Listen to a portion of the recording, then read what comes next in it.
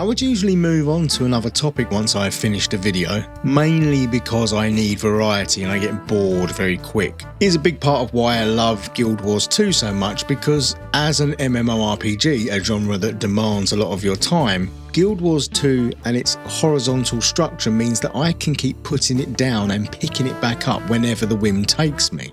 And whims take me a lot. So the fact that I am making a second video in a row, not just about Guild Wars 2 in general, but the new expansion specifically, acts as proof of just how much I am enjoying it. And a big part of that is the new elite specializations. In the last video, I talked a lot about the aesthetics of Visions of Eternity and the new areas, but it has been fiddling with the new specializations that has extended my game time and what made me want to make a video about them.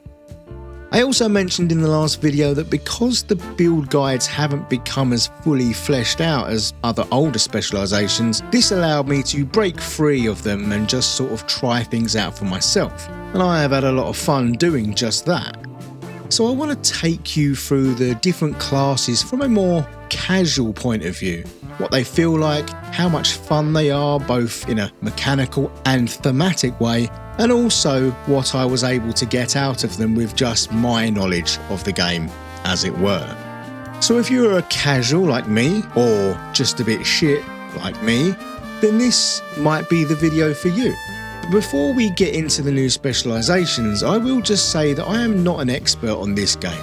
Sure, I play it a lot and I know the basics or whatever, but as with many of my Guild Wars 2 videos, I do like that I always end up learning something from many of you who watch them, which is in keeping with my long-held, unshakable belief that the Guild Wars 2 community is the friendliest community.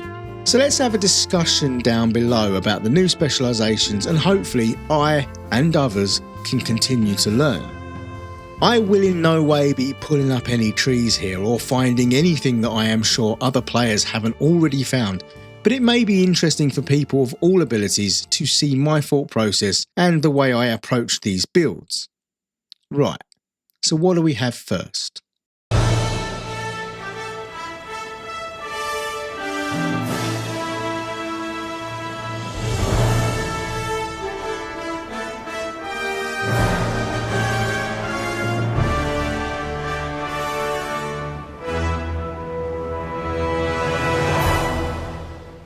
So we'll start with the new Mesmer specialization because, as I have said in previous videos, the Mesmer is my main character, the one I usually play through any story stuff with. So this character, Fruity Boutte, is the one character that has been through everything interior. I know that the Mesmer is not exactly the most friendly class for beginners or the skill challenged among us, but they are a lot of fun, and out in the open world you can kind of get away with anything really. Previously I was running a Greatsword Chronomancer build, and so I just adjusted it slightly for the Troubadour.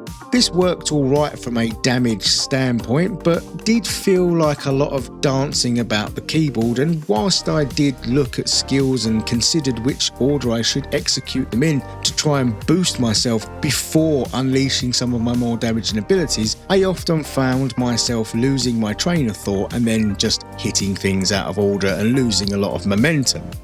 I will say that this is my only character that has full ascended gear. Everything else is going to be running on exotic. But it did do fairly decent damage, especially by my standards, and certainly more than when I had the Chronomancer build where I was doing about 5k DPS, which I gather is sort of normal as far as I can ascertain from the internet. But I did manage to get the damage up to around 9k DPS on a couple of occasions, but obviously these are all on the lab golem where you are just standing still and not having to move about. So that is more potential damage than anything else, and it also means out in the open world it would be doing nowhere near the same. Even though I love this guy and his fabulous gaze style, he did get his ass kicked quite a lot.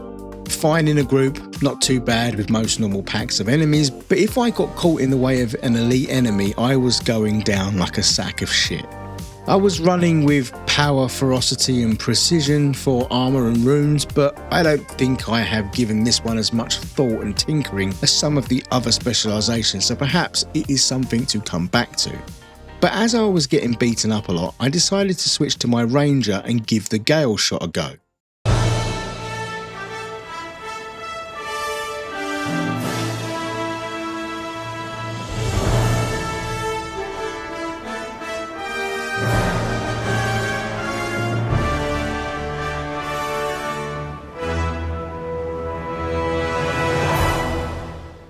Aside from getting very sidetracked by making sure my outfit looked good and all my colours matched, I decided to continue my previous condition damage theme, and rather than the soul beast with the fanged deboder, I re-spec'd towards a bleed based build. Which when you are me, just means equipping everything with bleed on it, every passive that increases bleed or triggers more bleed, and weaponry to do the same. I've always found the Ranger to be a very mobile and responsive class, which feels good to play, and coupled with throwing a bit of toughness on my gear, always provided me a bit more survivability. When I tried the gale shot in the class trial, I was a little disappointed and didn't really like the gale shot abilities specifically, but once I had paired it with my axe knife combo and gotten enough time with them, I really liked the moveset and firing off what felt like quite powerful and impactful attacks. However, when I took her to the lab, I found out that actually she was, in fact, pretty average. She still provides a lot of mobility and survivability and does feel good, but damage-wise it's nothing to write home about. She is, however, one of my best looking characters, and I am pretty taken with the bird helmet, where I feel like I've kind of created a new race to play.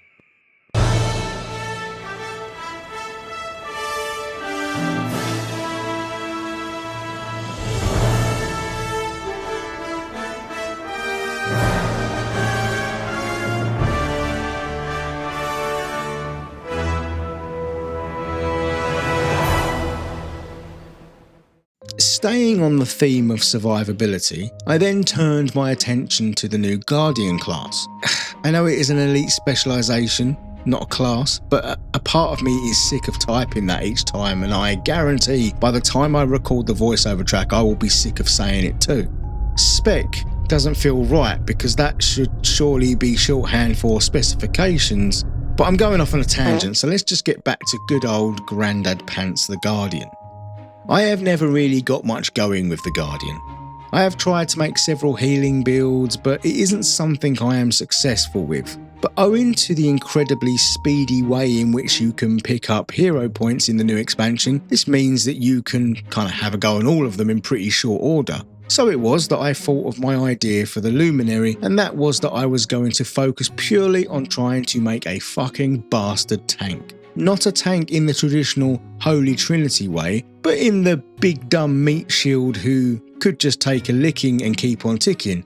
I just wanted to make a hard bastard. I don't think I got downed the whole time I played the Luminary, but clearly my investment in toughness and vitality meant that my DPS was sacrificed. Quite severely in fact, coming in with the most pitiful DPS in the lab. His damage was in keeping with his name. That being that he fights like a literal grandad, and it was absolute pants. The Luminary does now have some sort of shroud ability where you enter it and it switches your skills to these fucking cosmic weapons or something, and that was fun to play around with, but it didn't really grab me. So sorry Mega Bear Leather Daddy Gandalf, I'll have to come back to you and try another healer build or something some other time. So no real insight here other than I may need the guides to get the best out of this one.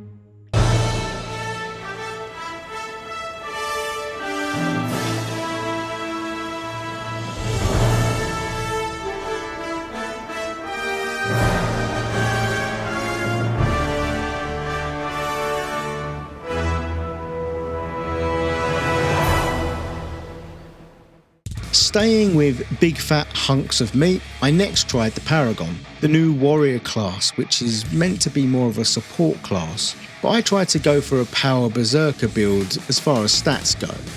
I decked him out, gave him a new colour scheme and jazzed up his big chopper and took him into the world. Previously he had actually been the berserker class and I never really spent much time with him, but I set him up and ran around the world and I was seeing some quite big numbers coming out of my attacks, and more importantly I was enjoying it. But when I took him to the lab, he underperformed. I think that maybe my desire for a bruising berserker would be better served by him being, well, a berserker. I play solo a lot, so I am not necessarily sure how much use a support build would be for me, but I do think this is one I need to come back to and tweak and perhaps set it up and try and play it as it was maybe intended to be played, rather than whatever dumbass idea I farted out of my mind butthole. So overall ineffectual, but fun, which does raise it in the list slightly. And we all know that fun is the most important thing. Who needs to achieve anything when you're having fun?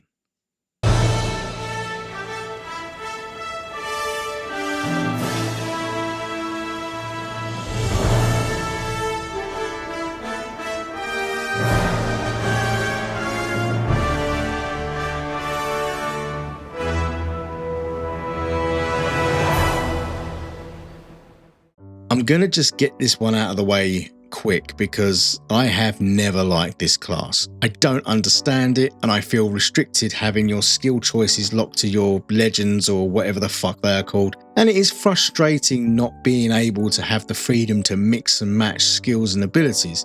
It was just bang average damage wise and it is just not for me. In the right hands, I am sure you can do some amazing things with it, and I am even more sure that 99.9% of my problems are essentially me and the words skill issue aren't unwarranted, but I will leave this one for someone else. I still had fun giving him a sassy outfit though, so there is always that. And as we know, that is really the true endgame of Guild Wars 2.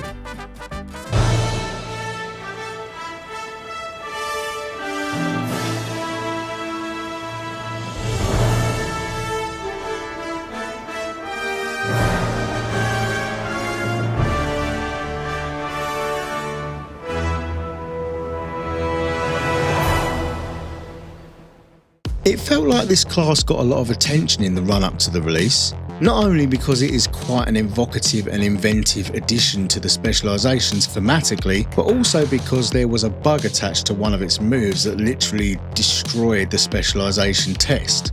This was another one that I tried in the test and didn't like, but really just needed more time with it.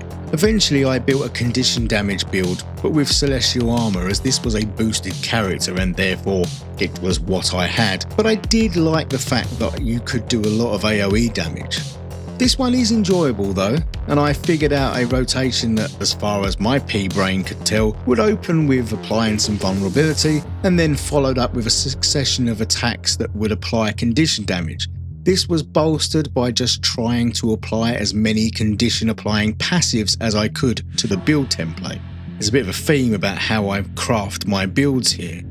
In the lab, it did around 5k DPS, so not a bad start, but I feel like if I was to switch up the armor to leverage condition damage rather than the all-rounder celestial armor, I could probably increase that.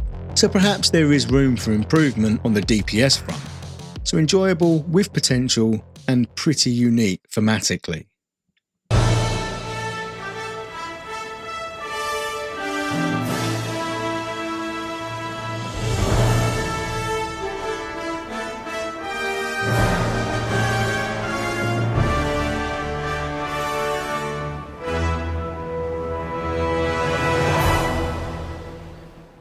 And speaking of unique, the most batshit mental new class, the Antiquary. What if Indiana Jones? What if Indiana Jones commands a little weird rat army that dig up random skills and abilities to use randomly in battle? And random is literally the word here because it feels like everything about this is completely random, which kind of makes it feel hard to really pinpoint how exactly it should be used in any kind of specific way. But it is novel and fun. In the lab, it performed at the sort of 5k baseline, but I don't know if I will really give much time to this as it is just so random. Even down to the fact that you can toss coins to get random boons and reactivate skills before the cooldown, but risk taking damage if it backfires randomly. So everything feels like it is just one massive risk versus reward exercise. Probably not for me long term, but I am interested to see what people way more competent than me might do with this.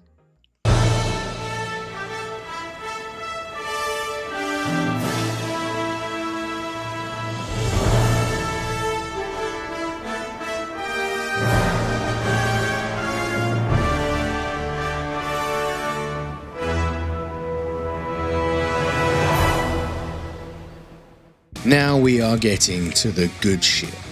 As I said before, there is no way I, a fucking basic MMORPG peon, have uncovered some kind of super build, far from it, but because I had a very clear vision of what I wanted to do with this class, it allowed me to just concentrate purely on the fire attunement and applying burning.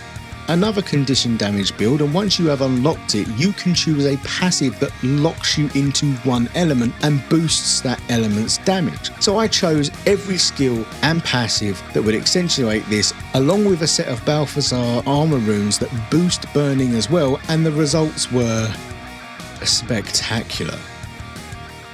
Okay, so they weren't by everyone else's standards but mine. Hot damn, I have never done that much damage before.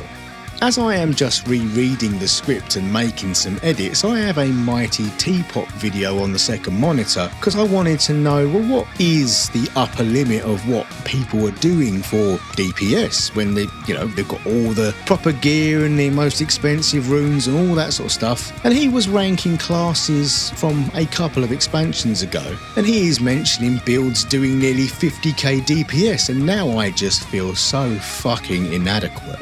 This feels like that time I got really high and wrote a song at 3 AM and recorded it, and at the time I thought I was a bloody maestro. Then the next morning, while sober, I re-listened to it and came to the sad realisation that I was in fact not a musical visionary. It kinda felt like that when I heard about the upper limits of DPS. Like my achievement that nearly made me wet my pants was now pathetic. Luckily, I am too old and have no pride left at this point. The other thing about this is that apart from maybe giving some thought to what you might open combat with, the way this plays is that you can kind of just roll your face across the keyboard, literally just hit anything as it comes off cooldown, and where possible pay attention to highlighted skills on your bars. You do want to lay down some skills before others to get some benefits, but for reasonably good damage, it seemed quite comfortable to rotate through and meant that I didn't lose as much DPS when in active combat in the open world. But with great power comes great squishiness, and while it may not have been quite so squishy as the Troubadour, it does go down pretty easy. But that extra damage does make it feel worth it.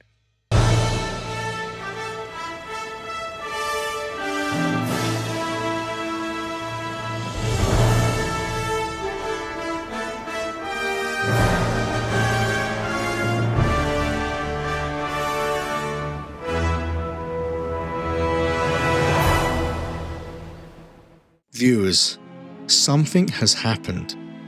There has been a disturbance in the Force. I felt a great disturbance in the Force, as if millions of voices suddenly cried. Shut up, Ben.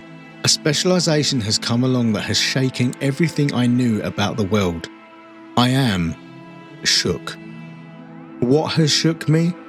The realization that I have a new main.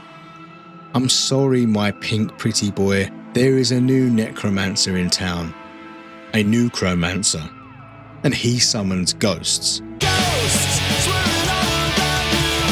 So, I'm sure you can deduce from my dramatic words that I am quite taken with the ritualist. Once again, it is a condition damage build, but I hung everything off of creatures, both minions and ghosts, and stealing life force to be able to continually shift in and out of the shroud ability. The more minions I have, the more carapace I build up, and the more carapace I have, the more might and damage reduction I have. I have a passive called Lingering Spirits that means my ghosts stay around after I leave the shroud but continue to drain life force from your shroud meter. So utilising passives that steal more and more life force and using a skill that makes your attacks steal life force for a period, you can just continually top up your shroud bar and dip in and out of it and keep loads of minions and ghosts active most of the time. In the lab, the damage tops out at just under 10k DPS, so respectable. Again, by my standards, certainly for my purposes, but more important, this felt like the most enjoyable to play. It had an easy rotation, which was really just summoning all my minions, dumping all my scepter and torch attacks down, jumping in the shroud and dumping all those skills down and summoning my ghosts, and then just continually repeating whilst weaving in some of the spirit skills and the lifesteal ability when off cooldown. There was a couple of occasions where my health went down because I decided to just stand in all the swirlies and tank it all straight to the face just to see what would happen. But even when my health did go down on that one occasion, because of all the lifesteal, I could just slip into the shroud again, which I had chosen a passive to regenerate health whilst I was in it. So other than that time where I deliberately pushed my luck, I barely saw my health decrease, honestly. It feels unkillable. And I think that my passives are pushing out boons to other players around me as well. I'd have to check, but am I being useful? I was even able to just go toe to toe with some of the big dinosaur chonks and elites in the open world and pretty much tank their damage for quite some time until other players turned up to help bring them down. And never was I in any danger. I have heard people saying that the ritualist is broken.